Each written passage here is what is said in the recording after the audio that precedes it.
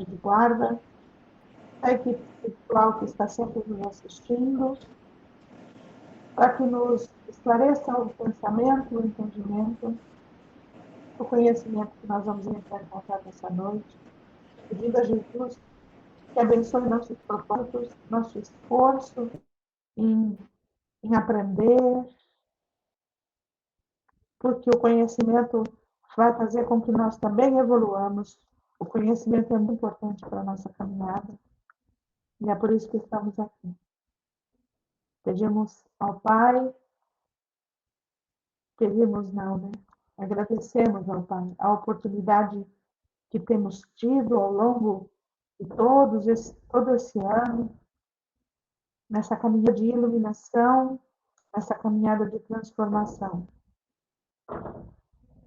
Que Ele continue nos abençoando com oportunidades diversas para que nós continuemos a nos reformar, a superar nossos obstáculos nessa caminhada de evolução. Graças a Deus e a Jesus. Bom, nós estamos no capítulo do maravilhoso e do sobrenatural do livro dos médiuns, certo? Nós paramos no item 13, vamos entrar no item 14, certo? Sandra, você pode ler o item 14 para a gente? Sandra? Oi, tô aqui. Pode 14, né? Isso, vamos lá. Vamos lá. Nós nos resumimos nas proposições seguintes. Primeiro, todos os fenômenos espíritas têm por princípio a existência da alma, sua sobrevivência ao corpo e suas manifestações. Segundo, estando esses fenômenos fundados sobre uma lei da natureza, não tem nada de maravilhoso nem de sobrenatural, no sentido vulgar dessas palavras.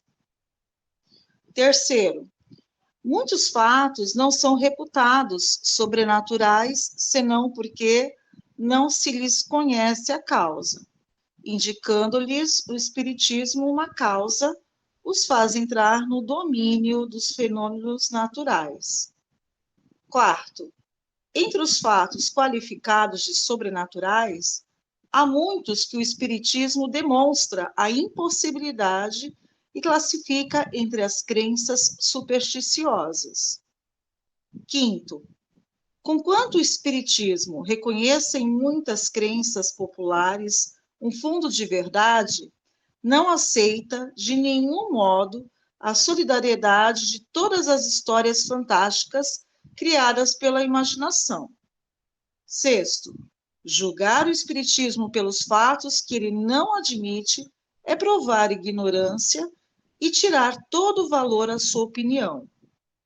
Sétimo, a explicação dos fatos admitidos pelo Espiritismo, suas causas e suas consequências morais, constituem toda uma ciência e toda uma filosofia que requerem um estudo sério, perseverante e aprofundado. Oitavo, o Espiritismo não pode considerar como crítico sério senão aquele que tiver visto tudo, estudado tudo, aprofundado tudo, com a paciência e a perseverança de um observador consciencioso, que soubesse sobre o assunto quanto o adepto mais esclarecido, que tivesse, por conseguinte, aurido seus conhecimentos em outro lugar do que nos romances da ciência, a quem não se pudesse opor nenhum fato do qual não tivesse conhecimento, nenhum argumento que não tivesse meditado, que refutasse, não por negação, mas por outros argumentos mais peremptórios que pudesse. Enfim, assinalar uma causa mais lógica para os fatos averiguados. Esse crítico está ainda por se encontrar.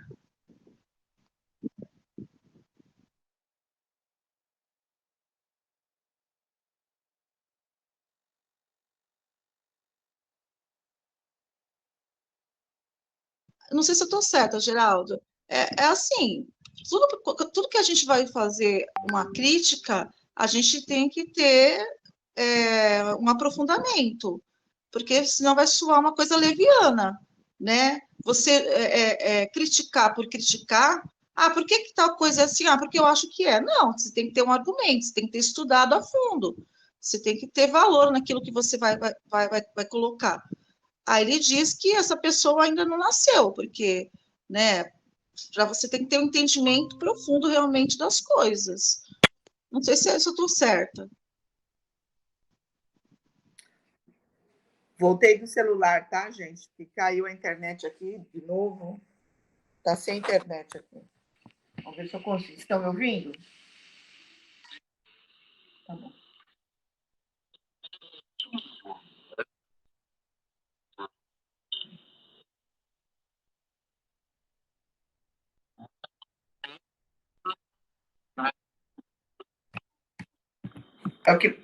É o que a gente mais faz, né? Espera um pouquinho aí, gente. Vou pegar meu carregador. Espera aí.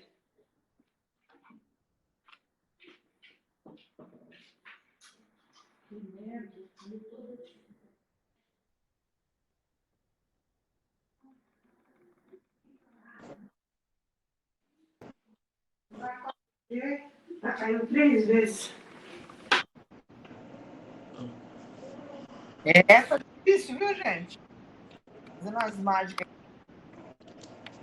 Agora, para ajudar o celular. O celular tá acabando a bateria.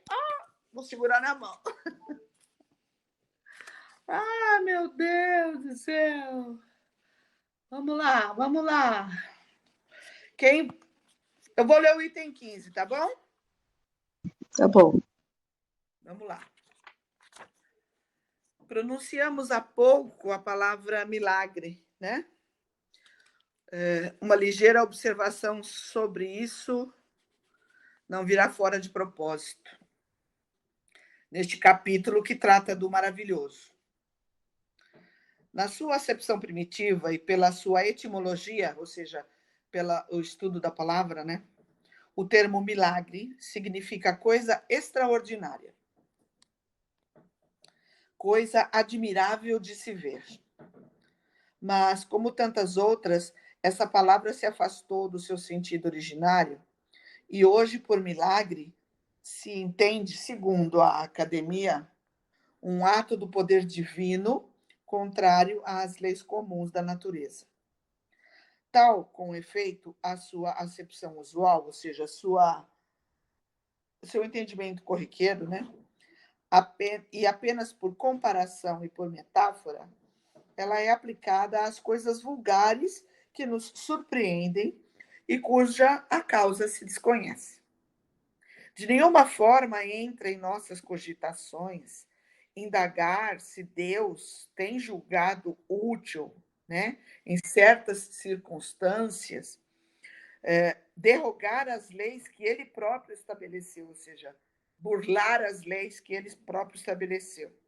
Nosso fim é unicamente demonstrar que os fenômenos espíritas, por mais extraordinários que sejam, de maneira alguma derrogam essas leis, derrubam essas leis, que nenhum caráter tem de miraculosos, do mesmo modo que não são maravilhosos ou sobrenaturais. O milagre não se explica, né? Os fenômenos espíritas, ao contrário, se explicam racionalissimamente. Olha, mas o homem que gosta de palavra difícil. Não são, pois, milagres, mas simples efeitos cuja razão de ser se encontra nas leis gerais.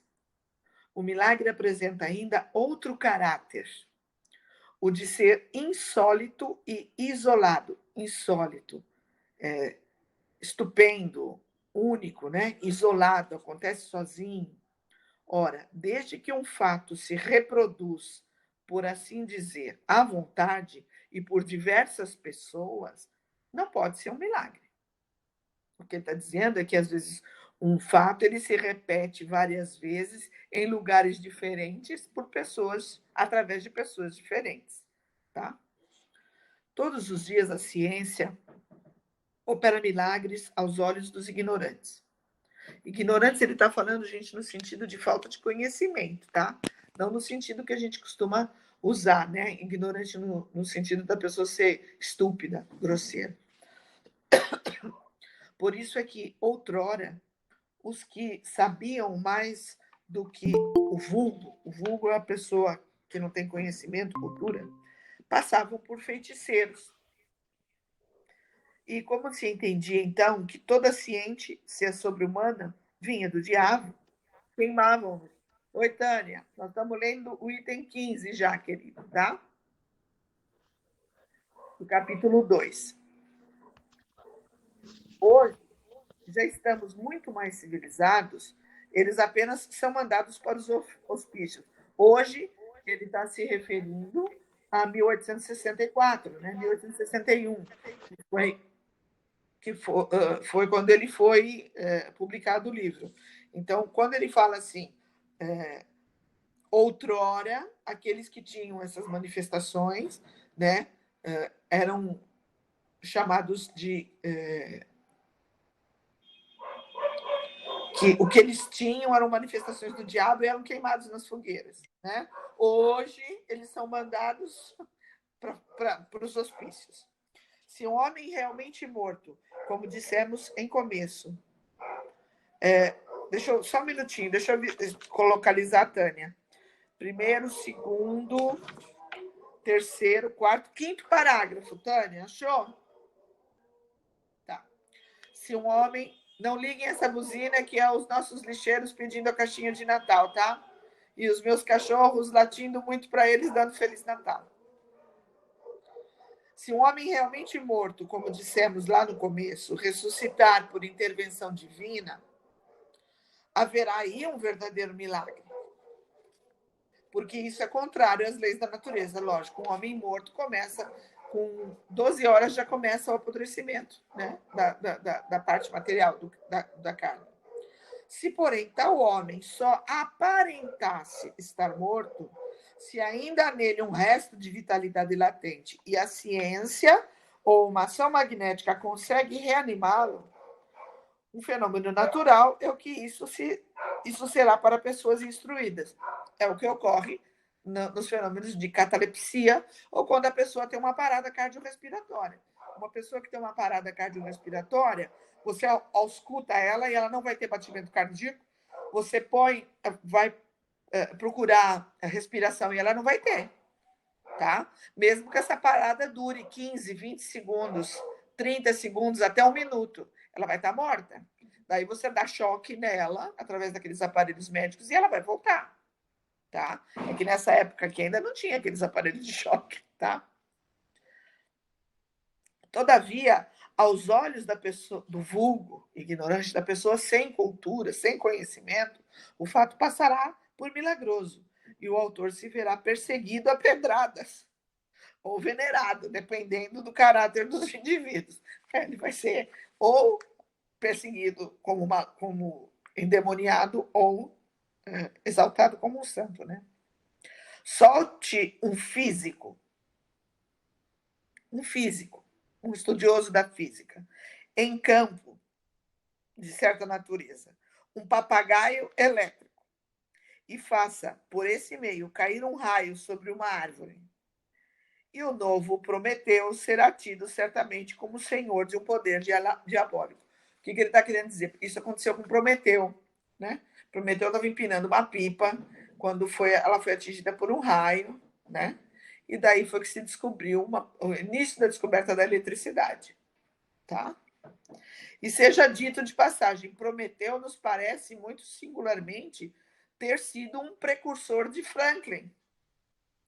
Mas Josué, detendo o movimento do Sol ou antes da Terra, esse teria operado um verdadeiro milagre, porquanto não conhecemos um magnetizador algum dotado de tão grande poder para realizar tal prodígio, parar o movimento do Sol, né, ou da Terra. De todos os fenômenos espíritas, um dos mais extraordinários é, incontestavelmente, o da escrita direta, e um dos que demonstram de modo mais patente a ação das inteligências ocultas. Mas da circunstância de ser esse fenômeno produzido por seres ocultos, não se segue que seja mais miraculoso de qualquer dos outros fenômenos devidos a agentes invisíveis. Porque esses seres ocultos, que povoam os espaços, são uma das potências da natureza. Potências cuja ação é incessante, assim sobre o mundo imaterial, como sobre o mundo moral. Nós vamos estudar mais para frente. A escrita direta é quando você tem, vou falar bem grosseiramente, você tem um papel, tá? Você tem uma reunião de pessoas, de médiuns, esses médiuns vão doar ectoplasma e o espírito, utilizando o ectoplasma desses médiuns, que é um fluido, nós vamos estudar ectoplasma também, ele faz aparecer a escrita diretamente no papel, sem intervenção humana nenhuma. Essa é a escrita direta. Isso é maravilhoso, gente. Tá? E eu já vi escrita direta. Tá? Um fenômeno de escrita direta feito dentro de um papel, dentro de uma gaveta. A hora que você abria a gaveta, estava lá o papel escrito, rascunhado. Tá? Mas para isso é preciso. Nossa, vai cair minha energia aqui de novo, não, pelo amor de Deus. Estou só com 110 aqui, só com uma fase na minha cara. Se cair, você já sabe, vai parar onde a gente parou de ler, tá? Esclarecendo-nos com relação a essa potência, o Espiritismo nos dá explicação de uma imensidade de coisas inexplicadas e inexplicáveis por qualquer outro meio, e que, à falta de toda explicação, passaram por prodígios nos tempos antigos. Do mesmo modo que o magnetismo, nós vamos estudar magnetismo, ele nos revela uma lei, se não desconhecida, pelo menos mal compreendida, ou mais acertadamente, de uma lei que se desconhecia, embora se lhe conhecessem os efeitos, visto que estes sempre se produziram em todos os tempos, tendo a ignorância da lei gerado a superstição. O magnetismo é conhecido do homem desde os primórdios da civilização. É que os homens nunca os estudaram, só as pessoas que se dedicavam às ciências mesmo. Nós vamos ver que o magnetismo está na nossa vida desde muito tempo, em todas as atitudes do nosso dia a dia. E a gente acha que os fenômenos, eles estão aí e muitas vezes eles foram tratados como mas não, aquele fenômeno que é efeito do magnetismo. Entendeu?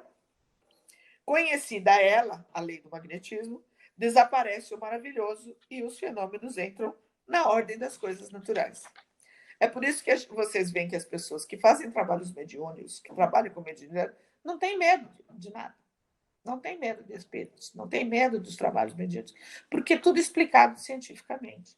Tá? As pessoas que eu vou estudar o livro dos médiuns, mas eu não quero saber de mediunidade, eu não quero saber de falar com espíritos, eu tenho medo desse negócio. É porque não conhece, né? Quando você começa a conhecer e entender através de estudo, você vê que está tudo tão patente na nossa vida o tempo todo, e fala, meu Deus, por que eu fui uma tonta de falar que eu tinha medo disso, né? Eis porque, fazendo o que uma mesa se mova, ou que os mortos escrevam, os espíritas não operam maior milagre do que o médico que restitui à vida um moribundo, ou o físico que faz cair um raio numa árvore, porque um físico pode fazer isso. Ele utilizando magnetismo, utilizando um para-raio, ou como Prometeu, uma pipa feita de ferro, ele faz fazer um dia de tempestade, ele puxa através da eletricidade, ele faz cair numa árvore. Aquele que pretendesse, por meio desta ciência, realizar milagres no sentido da palavra, né? Seria ignorante do assunto ou um embusteiro, um farsante, que ia querer criar algo maravilhoso para enganar as pessoas. Ok? Tudo bem? Geraldo quer ler a Tânia, lê o 16 para a gente. Você pode ler, Tânia? Tá com o livro aí? Posso. Os fenômenos espíritas, da mesma forma que os fenômenos magnéticos, antes que se lhes conhecesse a causa, passaram por prodígios. Ora, com os céticos, os espíritos fortes, quer dizer, aqueles que têm o privilégio exclusivo da razão e do bom senso, não creem em uma coisa, desculpe, não creem que uma coisa seja possível desde que não a compreendem. Eis porque todos os fatos reputados prodigiosos são objeto de suas zombarias. E como a religião contém um grande número de fatos desse gênero, não creem na religião, e daí a incredulidade absoluta. Não há senão um passo. O Espiritismo, explicando a maioria desses fatos, lhe dá uma razão de ser. Ele vem, pois, em ajuda da religião, demonstrando a possibilidade de certos fatos, que, por não terem mais o caráter miraculoso, não são menos extraordinários. E Deus não é menos grande, nem menos poderoso, por não ter derrogado suas leis. De quantas zombarias as levitações de São Cupertino foram objeto? Ora, a suspensão etérea dos corpos pesados é um fato explicado pela lei espírita. Disso fomos pessoalmente testemunhas ocular. E o Sr. Home, assim como outras pessoas do nosso conhecimento, repetiram muitas vezes o fenômeno produzido por São Cupertino. Portanto, esse fenômeno entra na ordem das coisas naturais. É isso. Eu acho que quanto mais a gente aprende, menos medo a gente tem das coisas, porque a gente vê que tem uma base científica para qualquer coisa que a gente acha que é sobrenatural, né? Exatamente. O que dá medo é o sobrenatural, e o sobrenatural é fruto do desconhecimento. E eu acho que quando a gente tem medo, a zombaria é uma coisa natural em relação a isso, né? Se a gente pensar no nosso cotidiano, tudo que amedronta a gente acaba rindo disso, até para não dizer que a gente tem medo, né? Até para fingir. Uma parte zomba, a grande maioria nega, né? Exato. Exatamente. Geraldo, você pode ler o 17?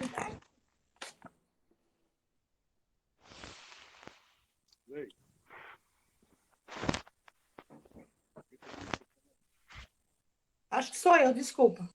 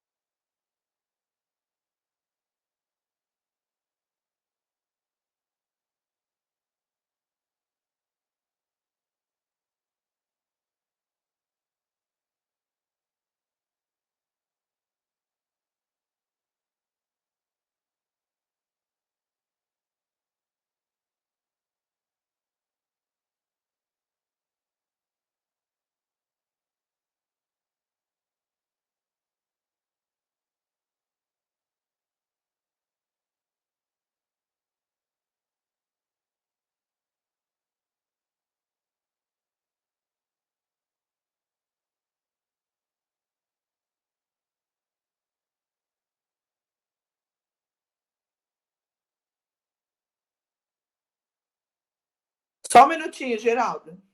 Ele está se referindo às aparições, se eu não me engano, às aparições de Fátima. Tá bom? É isso. Vamos lá.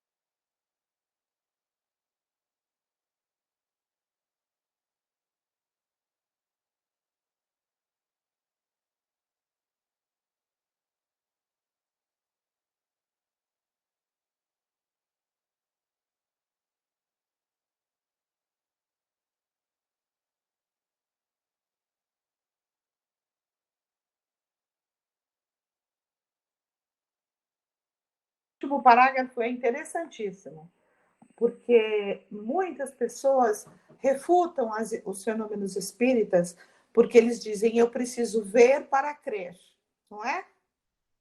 Muitos deles dizem isso, eu preciso ver para crer. Só que nós temos, no nosso meio mesmo, pessoas, né, que simplesmente estudaram a literatura espírita, não só o Pentateuco, mas estudaram a literatura, compreenderam e aceitam, acreditam e aceitam os fenômenos espíritas, sem nunca ter visto. Então, o motivo de se refutar porque não viram, não presenciaram, se a gente precisasse ver, né, tomar conhecimento para acreditar, a gente muito pouco ia se reduzir as nossas convicções, não é? Se eu precisasse ver uma abelha produzindo mel para saber que aquele líquido que está sendo vendido para mim ali no supermercado era mel, poxa, ia ser difícil, eu não ia comprar mel. Se eu precisasse ver alguém produzindo açúcar para saber que aquilo vinha da cana, colher a cana, moer a cana, fazer o açúcar para saber que aquilo que eu estou pondo no meu cafezinho é açúcar, vocês estão entendendo o que eu estou falando? Então, se eu estudo, tomo conhecimento e compreendo, eu acredito. É o que ele está querendo dizer. O estudo é por isso que a gente sempre fala na doutrina espírita, tá? A parte de conhecimento é importantíssima para a nossa evolução espiritual. Né? A parte da transformação moral é importantíssima também. Mas eu preciso estudar, eu preciso tomar conhecimento das coisas para eu poder discernir naquilo que eu quero acreditar ou não. Tá? Legal? Terminamos o segundo capítulo. Muito bem, fiquei feliz. Nós vamos deixar o capítulo 3 para depois do ano novo. A princípio, a partir do dia 3, a gente volta aqui, né? Se acontecer algum imprevisto, ó, agora a internet está voltando, os danados lá. Agora eu vou gastar meu 3G todinho aqui. Se acontecer algum imprevisto, mas eu acho que não vai acontecer, não. Né? Pode ser que tenha algum problema de estrada, mas se acontecer, eu aviso o Geraldo. Se não, 8 horas, terça-feira, neste bate-canal aqui, o Geraldo passa o link para mim e eu publico para vocês. Ok? Semana que vem nós não vamos ter aula, tá? Não vamos nos encontrar porque eu vou viajar.